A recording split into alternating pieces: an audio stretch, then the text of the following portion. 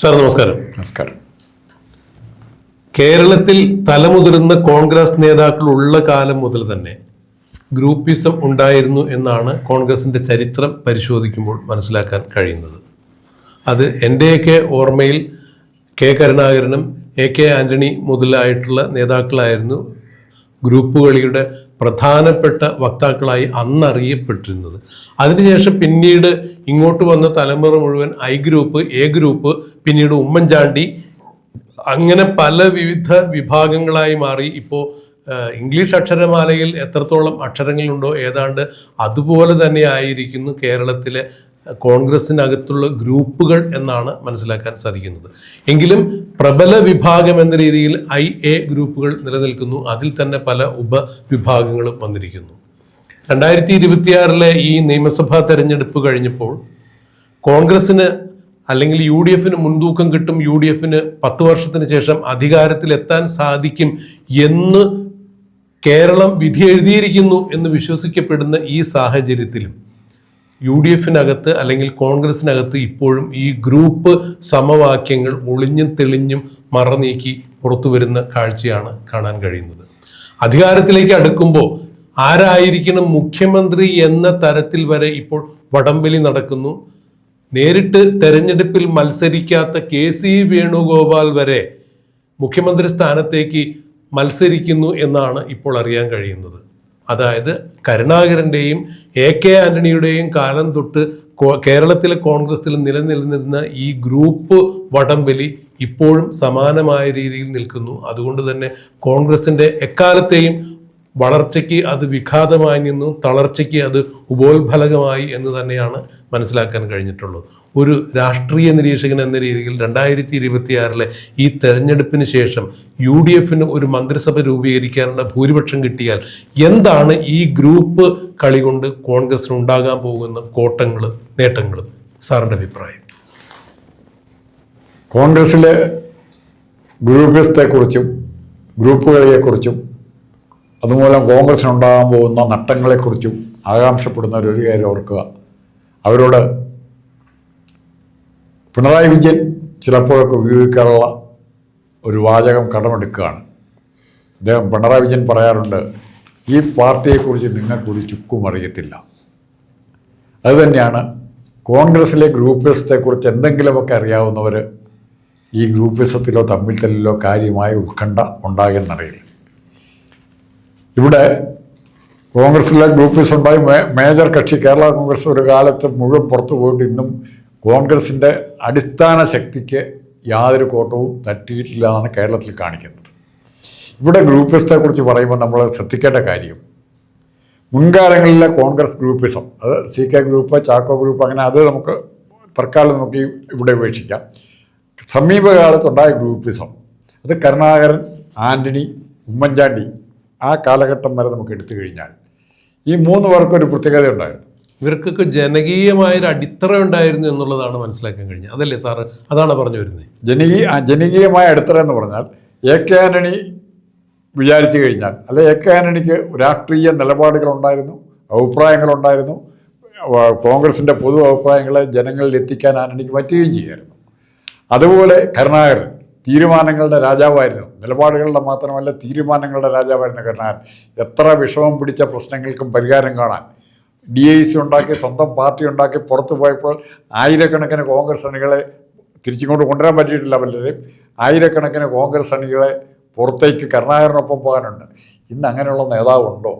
ഇന്ന് KV Thomas ആരായിരുന്നു നമുക്കറിയാം, ഏറ്റവും അറിയപ്പെട്ട നേതാവ്. ഹൈക്കമാൻഡ് KC വേണുഗോപാലിനേക്കാൾ വേണ്ടപ്പെട്ട നേതാവായിരുന്നു സോണിയാഗാന്ധിക്ക്.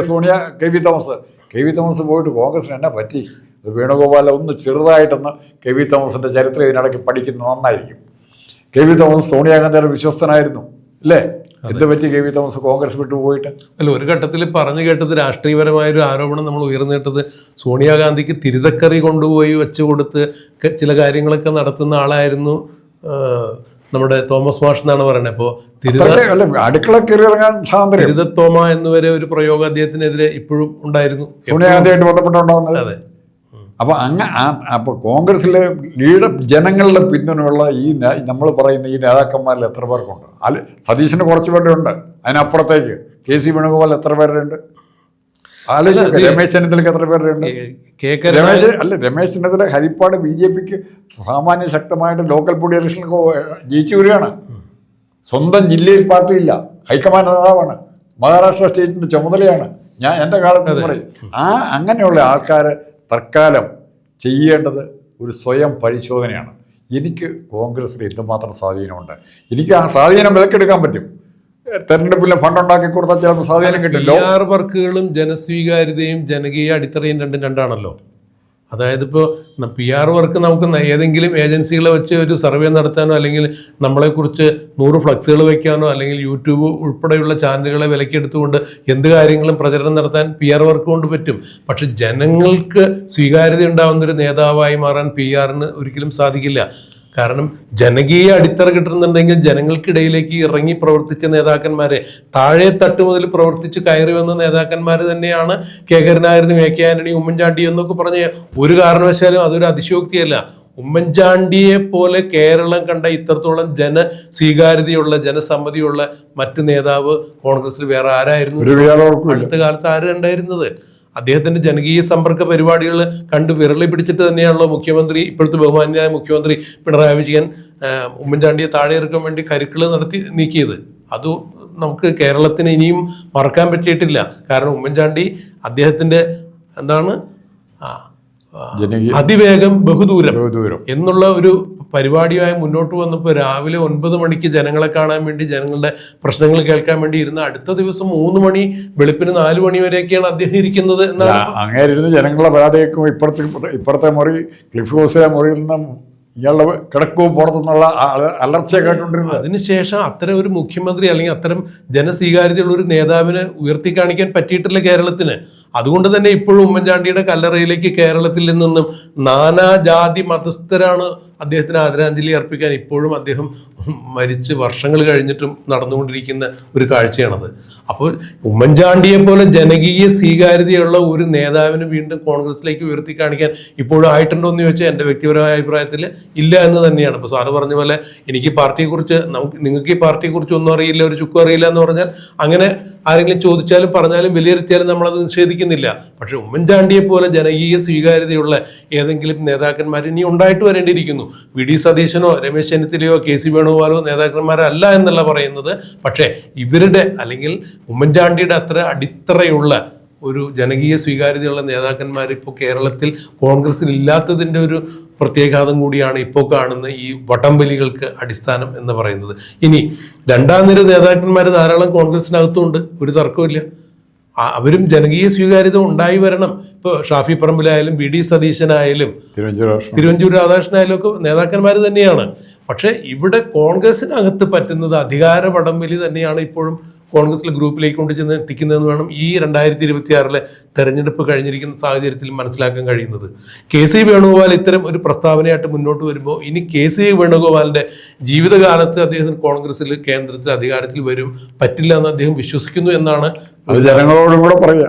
ഒരു രാഷ്ട്രീയ നിരീക്ഷകർ എന്ന രീതിയിൽ അല്ലെങ്കിൽ രാഷ്ട്രീയം ദൂരെ നിന്ന് നോക്കി പഠിക്കുന്ന ഒരാളെന്ന രീതിയിൽ എനിക്കിതാ മനസ്സിലാക്കാൻ കഴിയുന്നത്. അതുകൊണ്ട് ഇനിയിപ്പോൾ കേന്ദ്രത്തിൽ രാഹുൽ ഗാന്ധിയുടെ കൂടെ നിന്നുകൊണ്ട് കോൺഗ്രസിനെ അധികാരത്തിൽ എത്തിക്കാൻ സാധിക്കില്ല. അപ്പോൾ ഇപ്പോൾ കിട്ടിയിരിക്കുന്ന കേരളത്തിലെ അധികാര കേന്ദ്രത്തിലേക്ക് തനിക്കും ഒരു എൻട്രി വേണം എന്നുള്ള വാശിയോടുകൂടി തന്നെ KC വേണുഗോപാൽ ഇറങ്ങിയിരിക്കുന്നു. എന്നാൽ വെള്ളാപ്പള്ളി നടേശനെ പോലുള്ള ചില ആളുകളെ ഇറക്കി ഇത്തരം PR വർക്കുകൾ നടത്തുമ്പോൾ അത് തീർച്ചയായിട്ടും അതിൻ്റെ അനുഗുണമായിട്ടൊരു സാഹചര്യം ഒരുങ്ങുന്നത് VD സതീശനെ പോലുള്ള നേതാവിന് തന്നെയാണ്. എന്തായാലും നിലവിൽ ഇപ്പോഴുള്ള കേരളത്തിലെ കോൺഗ്രസ് പാർട്ടിക്കകത്തുള്ള ചില പൾസ് അല്ലെങ്കിൽ ധ്രുവീകരണം നടന്നുകൊണ്ടിരിക്കുന്നു എന്ന് പറയപ്പെടുന്ന പാർട്ടിയുടെ ചില കേന്ദ്രങ്ങളിൽ നിന്ന് നമുക്ക് കിട്ടുന്ന വാർത്തകൾ അടിസ്ഥാനപ്പെടുത്തി നോക്കുമ്പോൾ മുഖ്യമന്ത്രി ആരായിരിക്കണം എന്നുള്ള താല്പര്യങ്ങൾക്ക് ഒരു പണമിടത്തൂക്കം VD സതീശന് തന്നെയാണ് എന്നുള്ളതാണ് മനസ്സിലാക്കാൻ കഴിയുന്നത്. രാഷ്ട്രീയമാണ്, അന്തർനാടകങ്ങൾ ധാരാളം ഉണ്ടാകും. UDF-ന് ഭരണം കിട്ടുകയാണെങ്കിൽ അത് VD സതീശൻ തന്നെ ആയിരിക്കുമോ മുഖ്യമന്ത്രി എന്നുള്ളത് അവസാനമായി പ്രവചിക്കാൻ നമുക്ക് സാധ്യമല്ല. എന്നാൽ ഇപ്പോൾ നടന്നുകൊണ്ടിരിക്കുന്ന ഈ വടംവലിയിൽ കൂടുതൽ ഒരു സാധ്യത കാണുന്നത് VD സതീശന് തന്നെയാണ് എന്നാണ് മനസ്സിലാക്കാൻ കഴിയുന്നത്. നാളെ അവസാന നിമിഷം മാറി മറിയുമോ ഇല്ലയോ എന്നൊന്നും അറിയില്ല. എന്തായിരിക്കും ഈ കാര്യത്തിൽ സംഭവിക്കുക എന്നുള്ളത് താങ്കൾക്ക് പറയാൻ സാധിക്കുമോ? അല്ല, ഇപ്പോഴത്തെ പരിസ്ഥിതിയിൽ രാഹുൽ ഗാന്ധി ഉൾപ്പെടെയുള്ളവരെല്ലാം പൊട്ടന്മാരും മണ്ടന്മാരും അല്ലെങ്കിൽ കോൺഗ്രസിൻ്റെ ശത്രുക്കളല്ല, അങ്ങനെ ആ വാക്ക് കുറക്കണമല്ലോ, കോൺഗ്രസ് ശത്രുക്കളല്ലെങ്കിൽ ഇവിടെ മുഖ്യമന്ത്രിയായിട്ട് സെലക്ട് ചെയ്യാനായിട്ട് ഇപ്പം രംഗത്ത് വി ഡി സതീശൻ സംഭവിച്ചാലും ഇല്ലെങ്കിൽ പോലും ഇപ്പോൾ വി ഡി സതീശനാണ് മുന്നിൽ. അതെ, വെള്ളാപ്പള്ളി നടേശനോ സുകുമാരൻ നായരും ഒക്കെ തലകുത്തി പിന്നെ വരുന്ന എന്ത് പറഞ്ഞാലും കെ സി വേണുഗോപാലിനേക്കാളും മറ്റേ രമേശ് ചെന്നിത്തലയെക്കാളും ഒക്കെ പൊതുജന സ്വീകാര്യതയും കോട്ടയം നിയോജനം തിരിച്ചു പിടിച്ചത്, അടൂർ CPIയുടെ നിയോജനം പോയി തിരിച്ചു പിടിച്ച രമേശ് ചെന്നിത്തലയ്ക്ക് ഹരിപ്പാട്ടെന്ന് അനങ്ങിയില്ല, മൂത്രം ഒഴിക്കും വേറെ പോയി മത്സരിക്കാൻ. ആ തിരുവഞ്ചൂർ രാധാകൃഷ്ണനെ മാറ്റിയിട്ടാണ് ആഭ്യന്തരമന്ത്രി സ്ഥാനം മേടിച്ചത്. ഗ്രൂപ്പുകളിൽ കിട്ടിയ സ്ഥാനമാനങ്ങളല്ലാതെ സ്വന്തമായിട്ട് നേതൃത്വപരമായ കഴിവുകൊണ്ട് ഒരു ലീഡർഷിപ്പും രമേശിന് കിട്ടിയിട്ടില്ല. വേണുവിൻ്റെ സ്ഥിതി അങ്ങനെ തന്നെയാണ്. അത് ഏതെങ്കിലും പ്രബലരായിട്ടുള്ള സാമുദായിക ആചാര്യന്മാരുടെ പിന്തുണയോടുകൂടി രാഷ്ട്രീയം കളിക്കുന്ന ഒരു കളി മാത്രം ജനങ്ങൾ ഇനി സ്വീകരിച്ചു കൊള്ളണമെന്നില്ല. എന്തായാലും ഗ്രൂപ്പ് സമവാക്യങ്ങൾ കേരളത്തിൽ കോൺഗ്രസ് എന്ന് നിലനിൽക്കുന്നുവോ അന്ന് വരെ ഉണ്ടാകും എന്നാണ് ഇപ്പോഴത്തെ ഒരു നിലപാടിൽ നമുക്ക് മനസ്സിലാക്കാൻ സാധിക്കുന്നത്. മുഖ്യമന്ത്രി സ്ഥാനാർത്ഥിയെ ചൊല്ലിയുള്ള ഈ തർക്കങ്ങൾ നമുക്ക് മെയ് 4-ാം തീയതി കണ്ടറിയാം. അല്ല, ഏത് പരിസ്ഥിതിയിലും കോൺഗ്രസ് രാഷ്ട്രീയം മെയ് 4-ന് ശേഷം മറ്റൊരു രാഷ്ട്രീയ പാർട്ടിയെ പറ്റി ചർച്ച ചെയ്യാൻ കാണില്ല. കോൺഗ്രസിനെ പറ്റിയുള്ള തീവ്രമായ ചർച്ചകൾ കേരളത്തിലുണ്ടാകും. കോൺഗ്രസിൻ്റെ നേതാക്കന്മാരെ ഉണ്ടാവും. അവരെ ജനം ഒന്നുകൂടെ അസസ് ചെയ്യാൻ മാധ്യമങ്ങളുടെ മുമ്പിൽ ഈ നേതാക്കന്മാരെല്ലാം ഒന്നുകൂടെ വിചാരണ ചെയ്യപ്പെടുമെന്നാണ് ഞങ്ങളുടെ. അതിനുവേണ്ടി നമുക്കും കാത്തിരിക്കാം, കണ്ടറിയാം.